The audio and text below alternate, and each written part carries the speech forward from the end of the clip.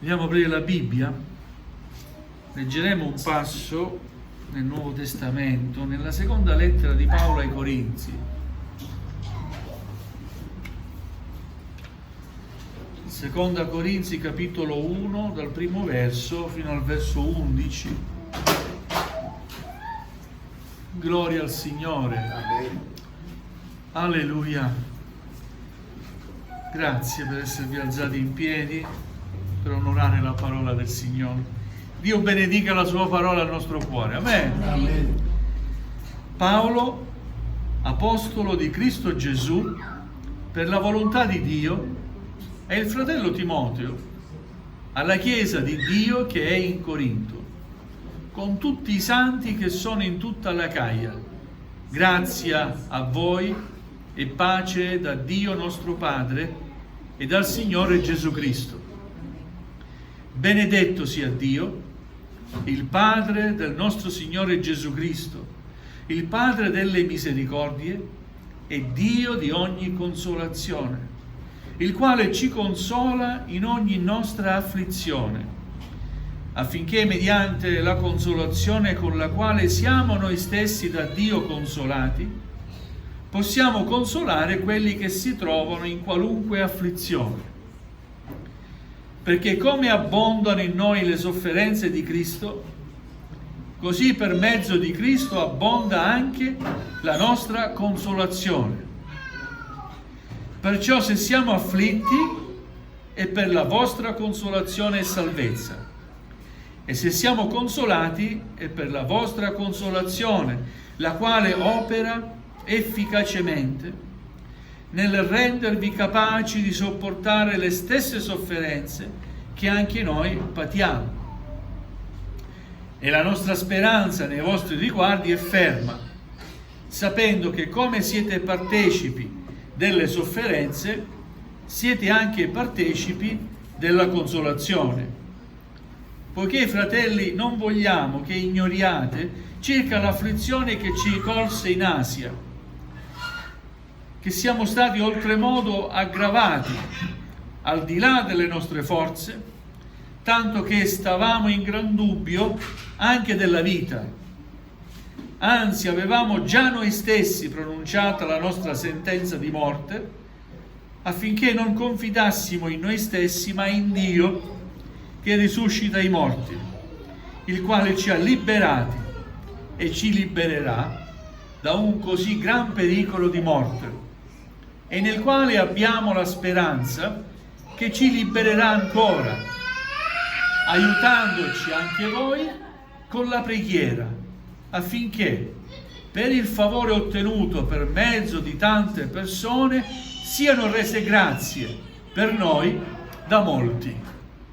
Amen. Amen. Fin qui la lettura della parola del Signore, e in questi versi che abbiamo letto Paolo ci parla di sofferenza, ma anche di consolazione, perché la vita del credente è caratterizzata anche dalla sofferenza, oltre che dalla consolazione di Dio. Amen? Amen. E fa capire che dove c'è la sofferenza, anche la più grande sofferenza, c'è anche la più grande delle consolazioni, perché Dio non ci lascia nelle sofferenze, ma vuole consolarci. Amen?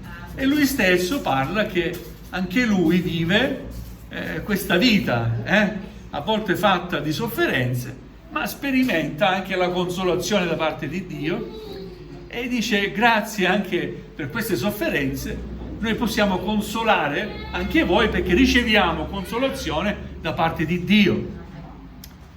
Alleluia. E vogliamo, prendere in esame qualche verso. Il versetto 4, dove Paolo dice: ci consola in ogni nostra afflizione. Cosa vuol dire la parola consolare? La parola consolare significa stare vicini ad una persona, incoraggiandola e aiutandola nell'afflizione. Il Signore adempie questo compito per mezzo dello Spirito Santo, per consolare i Suoi figli, noi. Amen. Alleluia.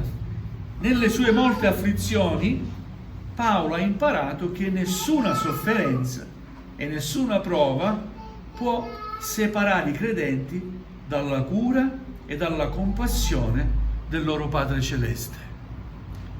Gloria a Dio. Dio permette che ci siano afflizioni, non manda le afflizioni Dio, le permette.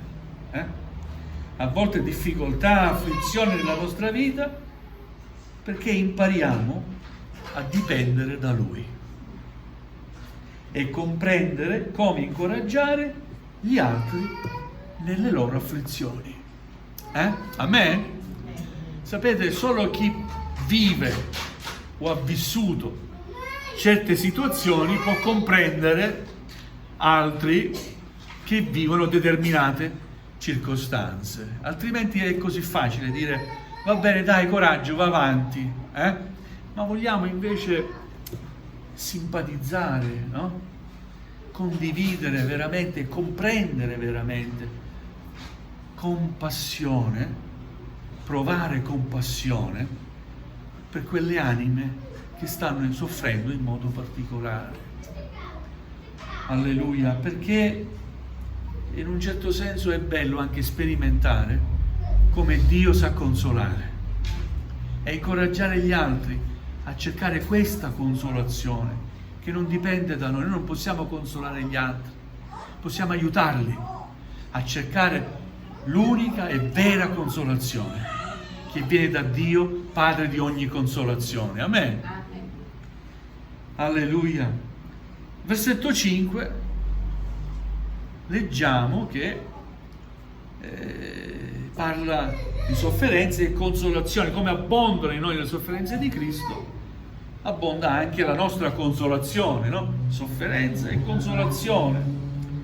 Qui Paolo fa notare come la vita del credente comprenda sia le sofferenze sia anche la consolazione di Cristo. Non esiste un credente in tutto il mondo che non abbia sofferenze. Purtroppo a volte ci illudono, no? Qualcuno, ed è sbagliato. Sentirci dire: servi il Signore e vedrai che tutto ti andrà bene, avrai una vita. Sì, la vita è bella nel servizio, nel sentire la presenza del Signore, ma Gesù non ha promesso sempre il sole. Né che non avremmo mai avuto qualche tempesta. Il Signore ha promesso la sua presenza in ogni circostanza della nostra vita. Ed ecco, io sono con voi tutti i giorni, fino alla fine dell'età presente. Amen. Nel mondo avrete tribolazioni, ma fatevi animo, perché io ho vinto il mondo. Amen. Quindi la vita del credente è travagliata a volte, è combattuta. Ricordiamoci che abbiamo un nemico che medita tutto il male possibile per noi. Amen. Ma di contro abbiamo il difensore per eccellenza, Gesù Cristo. Amen. Amen. Nostro Salvatore che veglia su di noi. Amen. Amen. Alleluia. E noi dobbiamo rivolgerci sempre a Lui, invocare sempre il Suo nome, glorificarlo sempre. Amen. Prima nel nostro cuore e anche poi con la bocca. Diamo sempre gloria al nome del Signore. Quindi nella vita del credente ci sono le sofferenze, si sperimenta anche la consolazione di Cristo. Nell'afflizione si può comprendere come relazionarsi meglio con il Signore, che è stato, non dimentichiamo, come lo definisce Isaia, uomo di dolore, familiare con la sofferenza. Quindi Gesù non ha avuto una vita facile. Io credo anche sin da fanciullo, anche quando ha esercitato il suo ministero, verso i 30 anni, dopo che si è battezzato, in quei 3 anni ha avuto combattimenti, ha fatto miracoli, ha predicato, gloria a Dio, è stato tradito, è stato crocifisso, ma la sua vita non è stata caratterizzata da una vita facile. Non dimentichiamo che Giuseppe era un falegname e viveva del lavoro che gli veniva dato. Amen. È cresciuto in una famiglia non agiata, gloria al Signore, sappiamo come è venuto al mondo, vero? Alleluia. Quindi la Scrittura ci rivela di Cristo come familiare con la sofferenza, uomo di dolore. E io penso che proprio per questo il Signore comprende ogni tua ed ogni mia sofferenza. Gloria al Signore. A fronte di qualsiasi tipo di prova affrontata nel nostro servizio al Signore, noi ricordiamo una più grande consolazione, ma solo se dipendiamo completamente da Lui.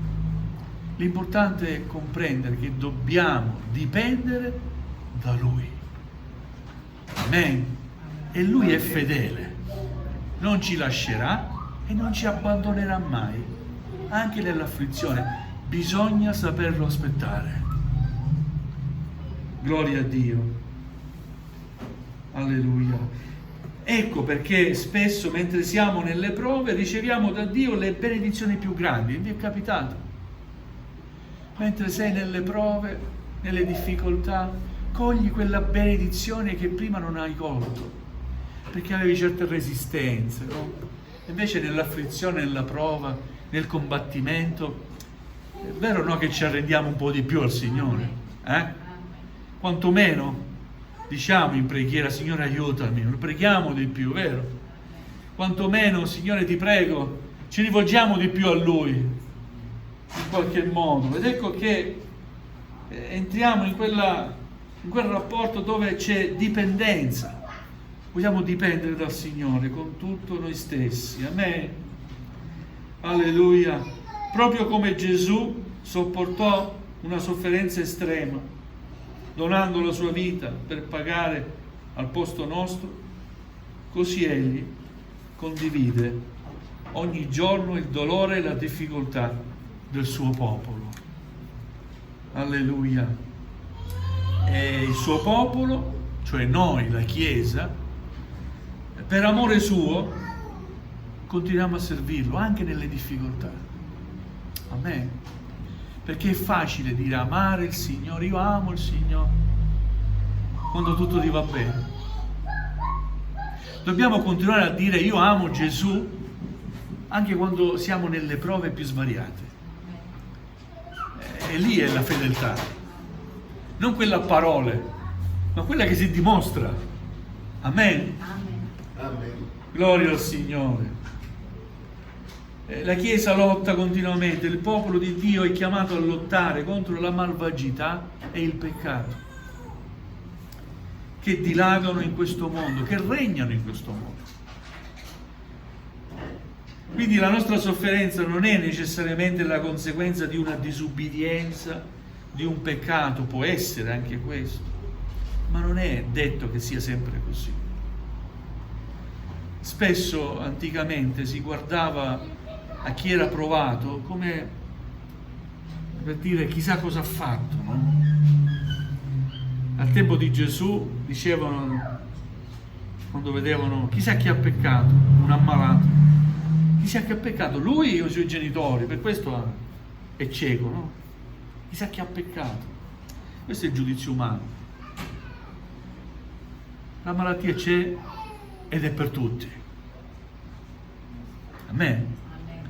La malattia può colpire il credente come può colpire il non credente.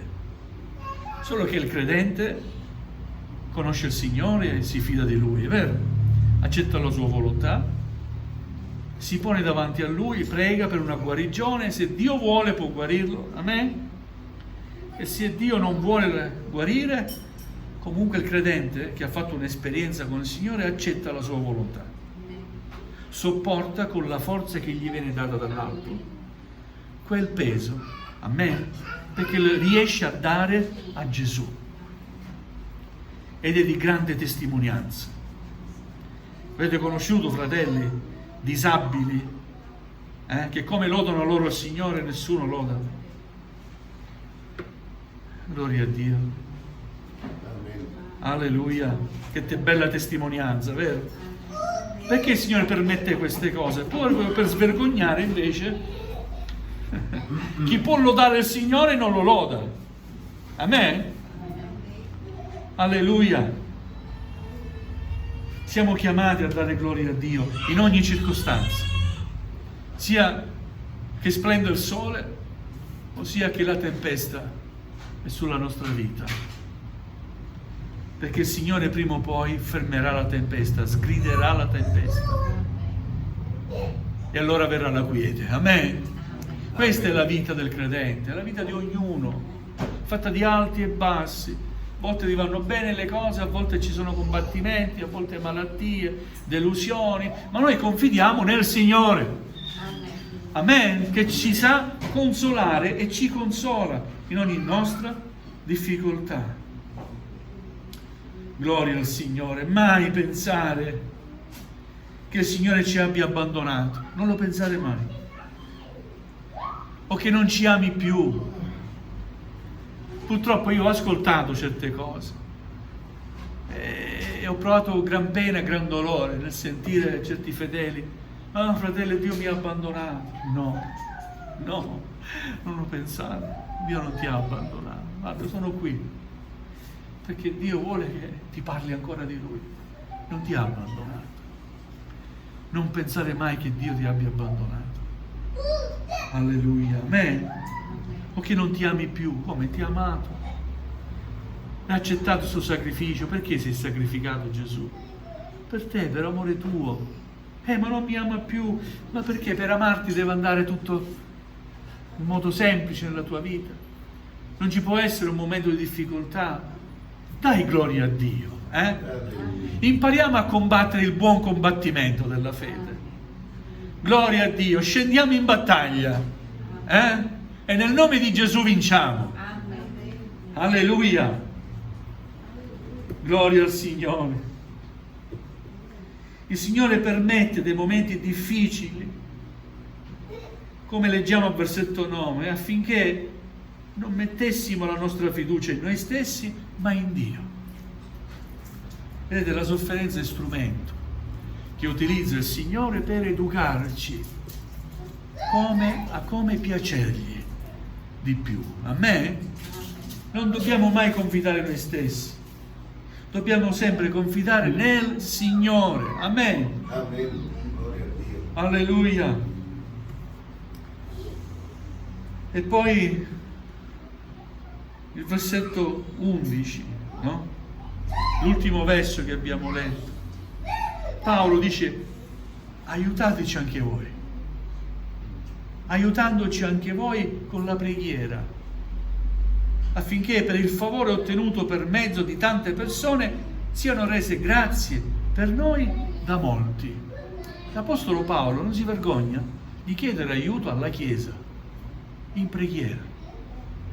Pregate per noi, affinché possiamo anche noi uscire da queste difficoltà. Alleluia. Noi ci crediamo nella preghiera. Amen. E quella testimonianza che ho sentito di Susanna mi ha molto incoraggiato, perché vedete, qualche cosa si muove. Io ho ascoltato così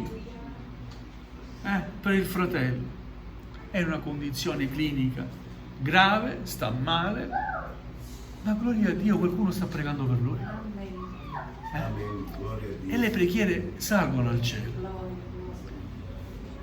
Se stiamo pregando per lui, amen, continuiamo a pregare per lui. Amen, sta ascoltando la parola del Signore.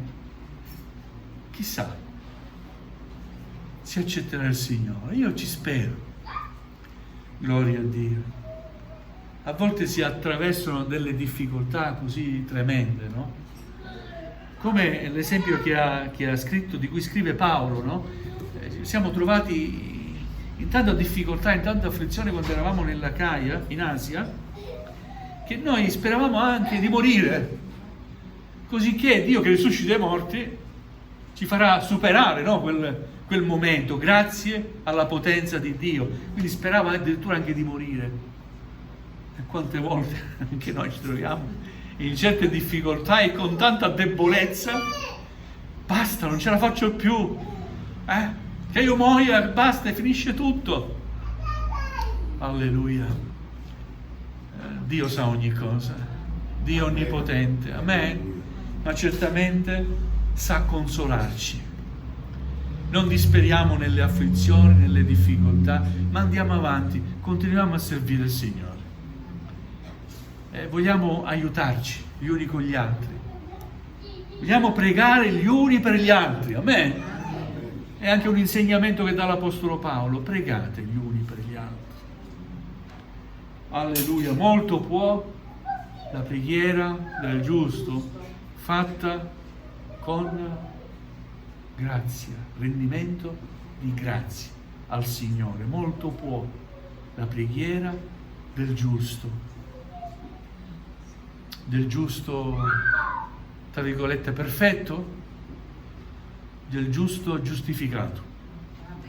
Credo che il senso sia quello.